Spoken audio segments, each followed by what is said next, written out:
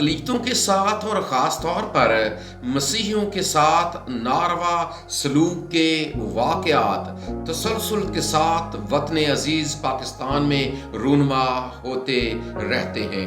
12 مئی کو رینالہ خورد ضلع اوکاڑا میں بھی ایک ایسا ہی واقعہ رونما ہوا جس میں متعلقہ انتظامیہ کی طرف سے نہ صرف عبادت کو روکا گیا، اس کے ساتھ ایک غیر ملکی امریکی مہمان کو بھی زبردستی سٹیج پر سے اتار دیا گیا، اور جو متعلقہ پاسٹر تھا اس پر بھی تشدد کیا گیا۔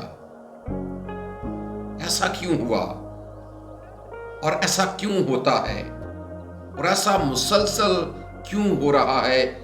یہ وہ سوالات ہیں جو ایسے واقعات کو لے کر ہمارے سامنے آتے ہیں، لیکن جب ہم اس واقعہ کی ویڈیو پر غور کرتے ہیں تو کچھ اور پہلو بھی ہمارے سامنے آتے ہیں، اور آج ہم 2 پہلو اپنے سامنے رکھیں گے کہ کیا یہ واقعہ واقعی اس لیے رونما ہوا کہ مسیحی اقلیت ہیں اور انہیں دبایا جائے یا انہیں پریشان کیا جائے، ان کی عبادت کو روک کر انہیں ایمان سے ہٹانے کی کوشش کی جائے؟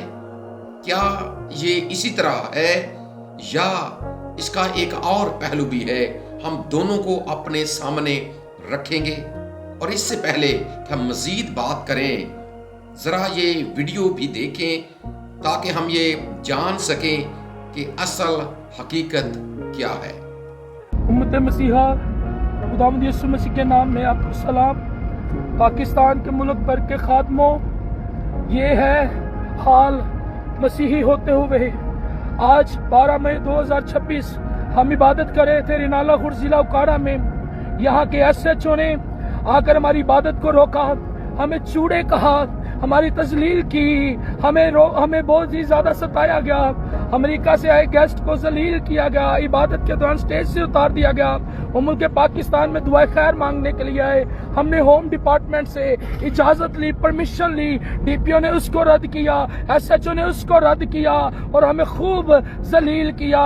یہ دیکھیے، کبھی ہماری کالونیاں جلائی جاتی ہیں، یہ کبھی ہمیں زندہ جلایا جاتا ہے، کبھی کپڑے پھاڑے جاتے، کبھی گالیاں دی جاتی۔ برائے مہربانی اس کو زیادہ سے زیادہ شیئر کریں۔ درخواست ایسی ہم پنجاب صاحبہ، آپ بہت اچھی ہیں، ہمارے ساتھ انصاف کریں۔ IG پنجاب ہمارے ساتھ انصاف کریں، چیف آف آرمی صاحب ہمارے ساتھ انصاف کریں۔ امریکنز اگر ان کو پاکستان میں تحفظ نہیں، کیوں ان کو ایمبیسی ویزے دیتی ہے؟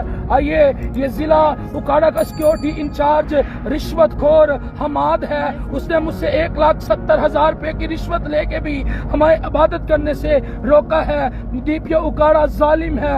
DPO اوکاڑا کے خلاف پلیز CM نوٹس لے اور ہمیں انصاف دے۔ خداوند آپ کے ساتھ ہو۔ اب اس ویڈیو میں جو سب سے پہلی بات کی گئی وہ ہے کسی بھی پروگرام کے حوالے سے باقاعدہ اجازت نامہ پاس ہونا، اور اگر تو اجازت نامہ پاس تھا پھر تو کسی بھی صورت میں انتظامیہ کو اس عبادت کو روکنا نہیں چاہیے تھا، کیونکہ ایسے پروگراموں کے لیے باقاعدہ ایک پروسیس ہے کہ آپ متعلقہ جو آپ کے ضلع کا RPO آفس یا DPO آفس ہے یا جہاں پر سیکیورٹی برانچ ہوتی ہے وہاں پر اپلیکیشن دی جاتی ہے، پھر وہ اپلیکیشن متعلقہ SHO کو مارک کی جاتی ہے، اور انتظامیہ کے کچھ لوگ آ کر موقع محل دیکھتے ہیں اور پھر اس کے بعد ہاں یا نہ کی جاتی ہے۔ اب یہاں پر بتایا جا رہا ہے کہ ہوم ڈپارٹمنٹ کی طرف سے اجازت تھی۔ اب اگر اجازت تھی تو پھر متعلقہ SHO اور جو متعلقہ سرکاری اہلکار تھے انہوں نے آ کر ایسا کیوں کیا؟ کیوں عبادت کو روکا؟ کیوں غیر ملکی مہمان کو بھی بے عزت کیا؟ کیوں متعلقہ پاسٹر پر بھی تشدد کیا؟ اور کیوں پھر ایسے الفاظ ادا کیے گئے جو نازیبا الفاظ ہیں اور جو کسی بھی صورت میں ادا نہیں کیے جانے چاہیے تھے؟ لیکن اگر اس کے ساتھ ہم دیکھتے ہیں کہ بظاہر لگتا ہے کہ بتایا تو گیا کہ ہوم ڈپارٹمنٹ کی طرف سے اجازت نامہ ہے، لیکن آگے چل کر یہ بات ہمارے سامنے آتی ہے کہ 1,70,000 روپے متعلقہ किसी शख्स को रिश्वत भी दी गई ताकि हमें प्रोग्राम करने दिया जा सके। अब अगर होम डिपार्टमेंट की तरफ से इजाजत थी तो फिर रिश्वत का दिया जाना ये समझ से बाहर है। और फिर ये कि एक इबादत के लिए जरा थोड़ी देर के लिए इस बात पर गौर करें कि एक इबादत के लिए 1,70,000 रुपए रिश्वत देना, क्या ये दुरुस्त अमल है? एक ऐसा काम जो हम अपने खुदा के लिए करते हैं, उसको करने के लिए मुतलका इदारे को इतनी भारी रिश्वत देना। अब एक सवाल जो यहां पर मेरे जहन में आता है कि क्या कोई भी शख्स एक इबादत करने के लिए इतनी रिश्वत देगा? या अगर आप किसी से कहते हैं जी हमें इजाज़त नहीं है और हमने रिश्वत देनी है ताकि हम इबादत कर सकें और हमें 1,70,000 रुपए दे दें, तो क्या कोई फर्द देगा? नहीं देगा।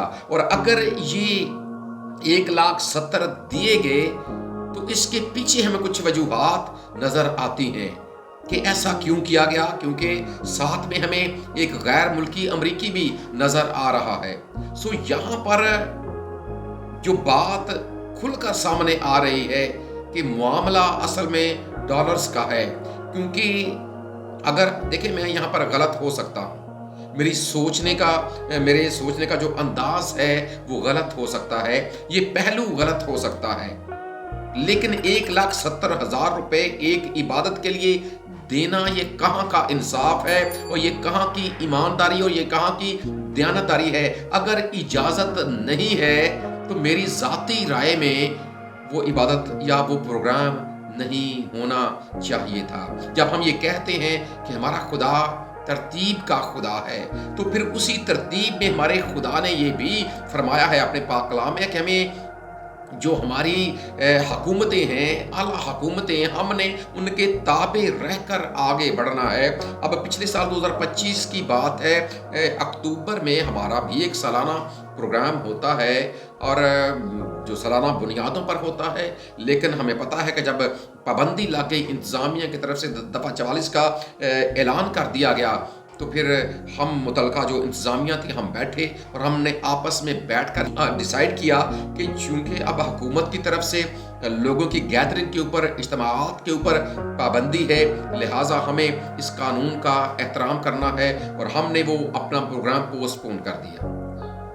सो अगर इजाजत थी तो फिर इंतज़ामिया ने क्यों किया, और अगर इजाजत नहीं थी, अगर इजाजत थी तो फिर रिश्वत क्यों दी गई और इतनी भारी रिश्वत क्यों दी गई? मेरी जाती दानिश्त में ये सिर्फ उस गोरे को दिखाने के लिए था कि देखिए जी हम प्रोग्राम कर रहे हैं, तस्वीर का मामला था। अब जाहिर सी बात है वही तस्वीर उस गोरे ने अपने साथ लेकर भी जानी थी, जो जाकर उसने वहां पर जाकर लोगों को दिखानी थी। अब इसमें तो यही बात हमें नजर आ रही है, लेकिन याद रखें अगर जो मुतलका इंतज़ामिया है अगर वो हमारे साथ ताउन करती है तो फिर यकीनन हमें भी ताउन करना चाहिए। लेकिन रिश्वत देकर, देखिए कई बार होता क्या है कि आप कोई दुरुस्त काम करते हैं और दुरुस्त काम करने के लिए आप तरीका गलत कर लेते हैं तो वो काम भी गलत हो जाता है। अगर इबादत करने के लिए 1,70,000 रुपए आप रिश्वत दे रहे हैं तो जरा सोचें कि ये तरीका और क्या ये अमल दुरुस्त है और क्या हमें ऐसा करना चाहिए। मेरी दानिश्त में बेहतर ये था कि अगर इंतज़ामिया की तरफ से पाबंदी थी तो इस प्रोग्राम को पोस्टपोन किया जाना चाहिए था, फिर हो सकता था ये प्रोग्राम। फिर दूसरी बात जो इस बात को कैश करने की कोशिश की जाती है अक्सर औकात जी, क्योंकि हमने इबादत ही करनी थी, हमने क्या करना था। देखिए इसमें कोई शक नहीं है कि हम इबादत ही करते हैं, खुदा ही की इबादत करते हैं, हम मसीही पुरअमन लोग हैं, इसमें कोई शक नहीं है।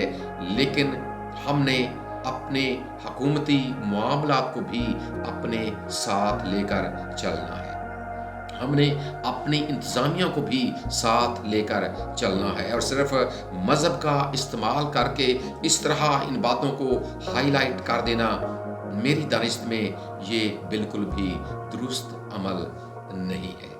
सो इस हवाले से 2 आयात में खुदा के पाक कलाम में से आपके सामने रखना चाहता हूँ।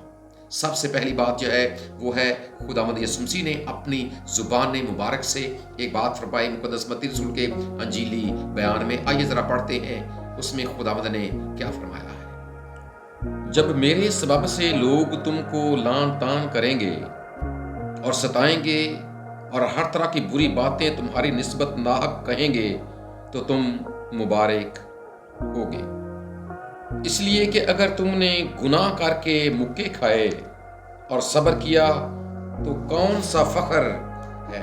ہاں اگر نیکی کر کے دکھ پاتے اور صبر کرتے ہو تو یہ خدا کے نزدیک پسندیدہ ہے. اب ان دونوں آیات میں فرق آپ خود نوٹ کر لیں. خداوند یسوع مسیح کی زبان مبارک کے الفاظ ہیں کہ میرے سبب سے، اور اگر تو ایسے واقعات واقعی اسی کے سبب سے ہوتے ہیں تو پھر یقیناً ہم مبارک لوگ ہیں. لیکن آگے خدا کا بندہ مقدس پطرس لکھتا ہے کہ اگر گناہ کر کے مکے کھائے جائیں تو یہ درست عمل نہیں ہے. اب اس واقعہ میں حقیقت کیا ہے وہ تو یقیناً قادر مطلق خدا جانتا ہے. تو ہمارا خدا ہمیں یہ فضل بخشے کہ ہم خدا کے پاک کلام کے ماتحت رہ کر اس کے مطابق اپنی متعلقہ انتظامیہ اور متعلقہ حکومت کے تعاون کے ساتھ زندگی میں آگے بڑھتے رہیں تاکہ ہماری زندگی کے وسیلے سے خدا کے نام کو جلال ملتا رہے. آمین.